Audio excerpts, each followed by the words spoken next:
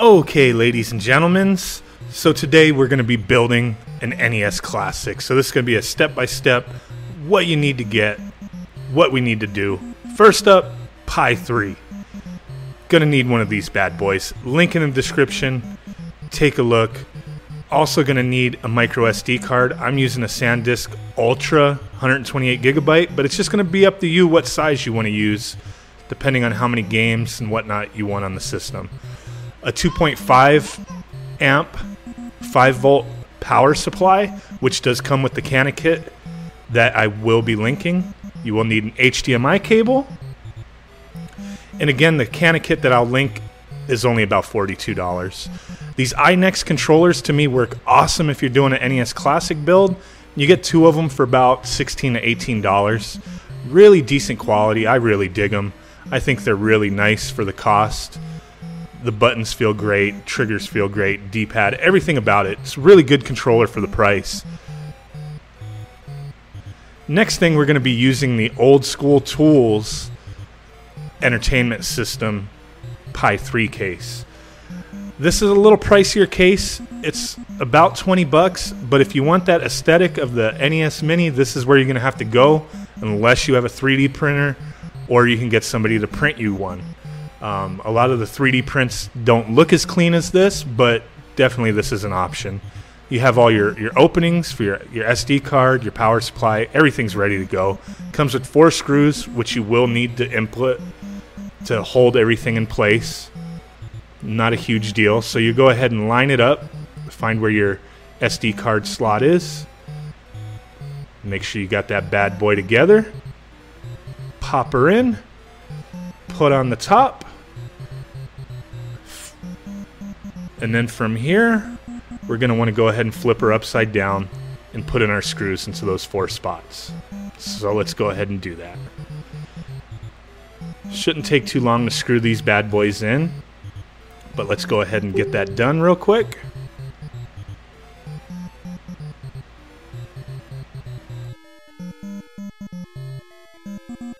And while you're screwing everything in, you do kind of want to make sure these screws are in there pretty darn tight. That way the system doesn't come apart. But once you got all that done, now everything is easily accessible. We can plug in our controls. Boom, got that bad boy in there. We could put in our HDMI on the side. Everything fits nice and snug. Get our power supply in there. Get our micro SD card in there. Make sure she fits properly, but we are going to want to take her out so we can go ahead and put our RetroPie or recall box on there, but just want to make sure everything fits properly, and we are good, so let's do this! Okay guys, so to start for our NES Classic Mini that we're building, there's going to be a few things you're going to want to download. So the first thing is going to be Win32 Disk Imager. You're going to need this if you're going to want to use RetroPie. RetroPie is the most popular option for the Raspberry Pi, but we also do have Recall Box that can be downloaded from here. If you're going to go Recall Box, you do not need WinDisk Imager, so that's just of note. But I'm going to go over each one of these. So Win32 Disk Imager, you will download it from here. Make sure you click this download button. All the links will be in the description. So occasionally you'll get some weird ads and whatnot all over the place, and sometimes they'll say download now, and it's just a trick to get you to click the ad. So I'm just pointing it out, and I've pointed that out in the past. This is the download button, not any of the junk that may show up over here. So click this, download, install. Next thing you're going to want to get, and you're going to need this regardless if you're doing RetroPie or Recall Box, is SD card formatter. So you're going to go ahead and go down here and either download it for Windows or Mac. My tutorial is through Windows. I cannot touch on how to do all these processes through Mac, so unfortunately we're not going to be looking at that. This is going to be Windows only. So go ahead and download your SD card formatter from here. Go ahead and install that bad boy.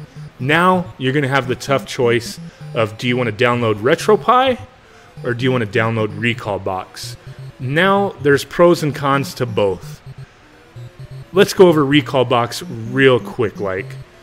The pros to Recalbox is it's very user-friendly. It's a lot easier to set up, and it's really newbie-friendly. The cons to it is it doesn't have as much support for emulators and systems that RetroPie has, and the community is a lot smaller as far as the support goes. The community is growing, though. It's growing quite a bit, and there's a lot of cool stuff going on with Recalbox, but you are going to be limited on what you can do. Now, it's going to be fine for if you really just want to do an NES mini build, not an issue. You know, if you just want to put some simple systems, NES, Atari, Super Nintendo, Genesis, you know, arcade stuff, that's going to be fine. It does use some different emulators and less versions that are available than RetroPie does. And then the other thing with Recalbox, it could be looked at as a pro or a con, is that it's a complete operating system. So in order to get updates, the whole operating system is going to have to be updated. The updates do not come out as frequent as updates for RetroPie do. But just wanted to point that out. In this tutorial, we're going to touch on RetroPie more so than Recalbox. But if you do use Recalbox, you would download it here, open up the zip file. Everything that's on that zip file, you would put onto your SD card. You would just transfer it over. Before you do that, make sure you do use your SD card formatter before you transfer everything over. So once that's done, transfer everything over, pop it into your Pi, get started. The system is installed. Everything's ready to go. You'll just have to find your ROMs, whatever you want to add. With Recalbox, it's pretty simple. Look for what your IP address is. Type in the IP address for your Recalbox system. You know, once you boot up, look for your IP address. Get on your PC, type in your IP address in the search bar, and it will pop up a clean, awesome little user interface that will allow you to transfer over ROMs, look at the CPU usage, and all that wonderful stuff. So that's kind of cool. But back to RetroPie. Now, we are going to be using a Pi3 to make our NES Classic. So you will want to download this version right here, Pi3. That's the one you're going to want to download. And it's going to be an image. So that's why we needed WinDisk Imager. So once you have the Pi3 image downloaded from the RetroPie website, you're going to want to put in your micro SD card into your computer. You know, if you have a card reader or an adapter, go ahead and open up WinDisk Imager. But prior to that, like I said, the first step will be make sure you use SD card formatter on a fresh card. So just make sure the drive is correct. This will only capture SD cards. So whatever drive you have in there, I don't have a micro SD card in my computer at the moment, but you'll just click format. It'll go through, format it real quick. You're good to go. Get out of SD formatter. You don't need it anymore. But to burn the image, what you're going to want to do is make sure you have the device selected for your SD card right here. And then click this little folder and find where you put your image that you downloaded. So let me find it here. Nothing in there. No, it's in this one. So in here I have a RetroPie 4.2 for the Raspberry Pi 2 or Raspberry Pi 3.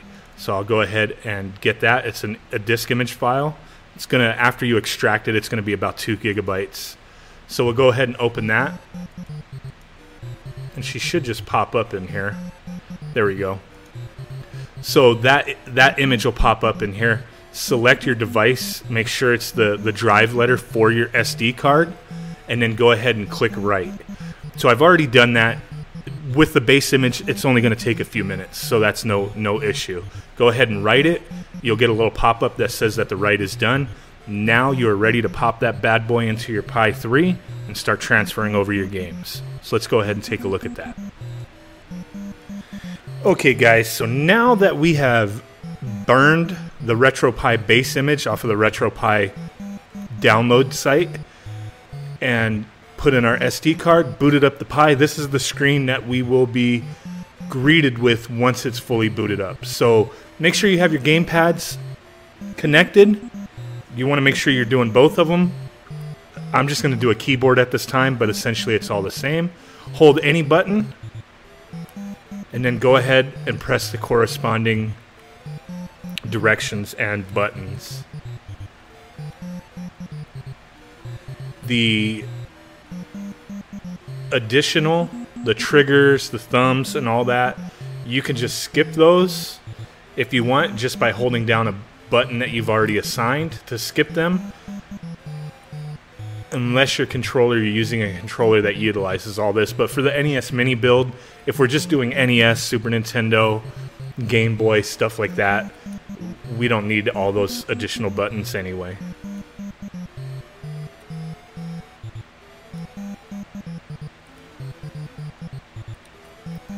So now, once that is done, we'll be treated with just the RetroPie configuration screen because we don't have any games on here. So we're going to want to fix that. But before we do that, if you want to make sure you put in your second player controller, go ahead and press start. And then go down to configure input, press A. It's going to ask you, are you sure you want to do this? Hit yes, and then go ahead and configure your next controller. But I'm going to go ahead and skip that for now. But before we transfer over our ROMs, let's go ahead and do a few things in the RetroPie configuration. Now, if you're going to use Wi-Fi, we're going to want to go ahead and set that up. So go down to Wi-Fi, hit A.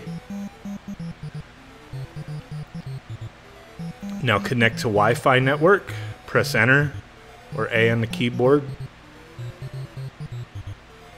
Find your network, hit enter, type in your password, hit enter, and you're good to go with that. You do need to use a keyboard to do this part.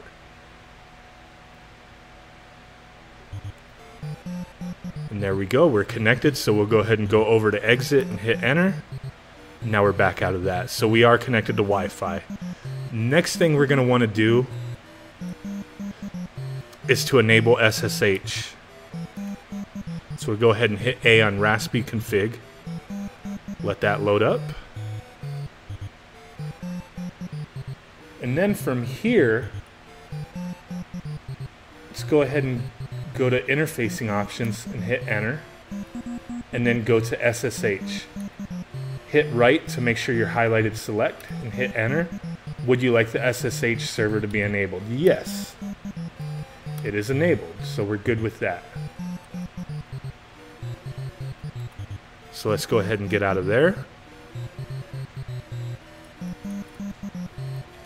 And now we should be ready to add our games.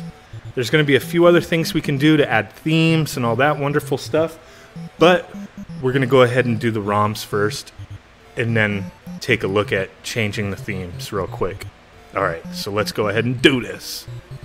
Okay guys, so back on our desktop, in order to transfer over ROMs, there's going to be a couple things we can do.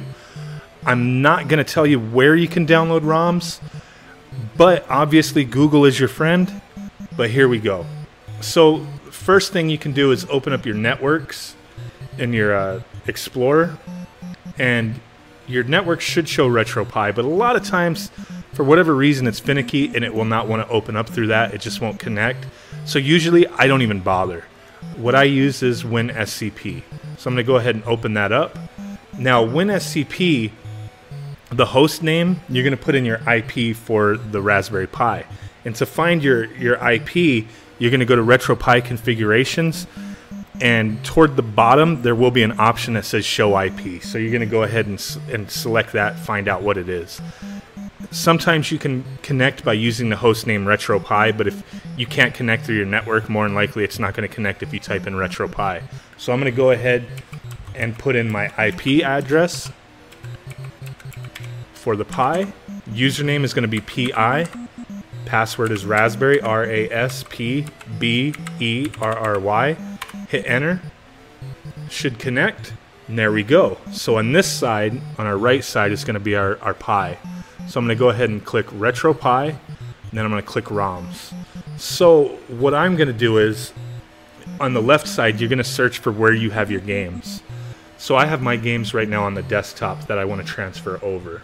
So I'm only going to transfer over some NES hacks that I have. So I'm going to open up NES on this side, and then I'm going to find my folder with the hacks, and I'm going to go ahead and copy all those over. So I have quite a few games that I'm transferring over, all Castlevania hacks, but they're not very big files, so it doesn't take very long.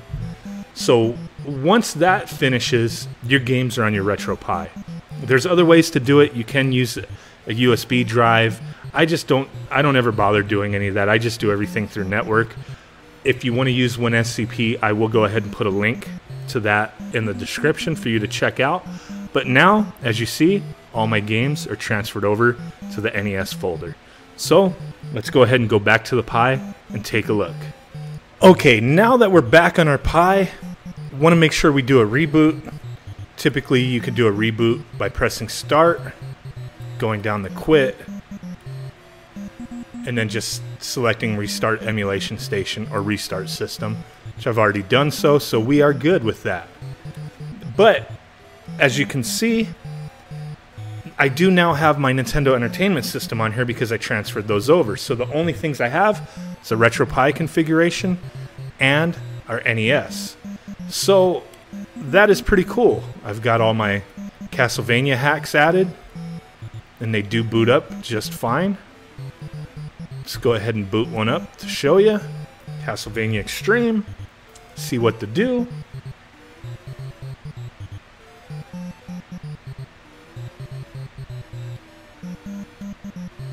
And there she is.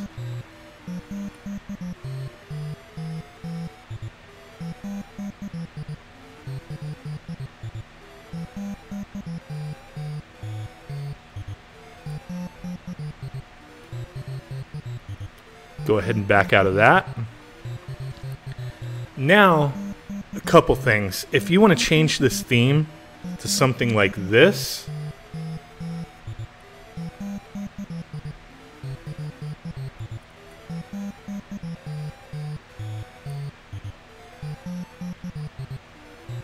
boom, our NES Mini theme, which looks pretty spiffy. Or if you want something along the lines of this, which is also pretty spiffy, the comic book theme, what you're going to want to do is go to your RetroPie configuration, go down to RetroPie setup, and from RetroPie setup, what you're going to want to do is you're going to want to update the RetroPie setup script. So you're going to go ahead and click that, let it update. Once it's updated, you're going to want to go to Manage Packages. So we're going to go ahead and hit Enter on that. We're going to want to manage Core Packages. Go ahead and update Emulation Station. And once you click on that, you could just go ahead and update from binary and you should be good. Doesn't take no more than a minute or two.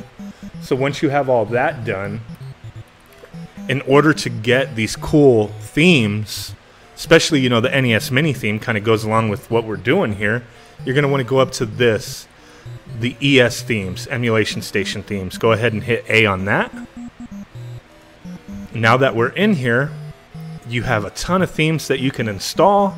You can uninstall themes that you don't want to use that are already on there, which should just be carbon from the base setup. But if you go toward the bottom, you will see the comic book theme you can go ahead and install, and you'll just hit Enter on that. The NES Mini theme, you could just go ahead and hit Enter on that. So once you have the themes you like I said, just hit the Start button, go to UI settings, go down the theme set, and go ahead and change it to the theme that you want, and go ahead and go back.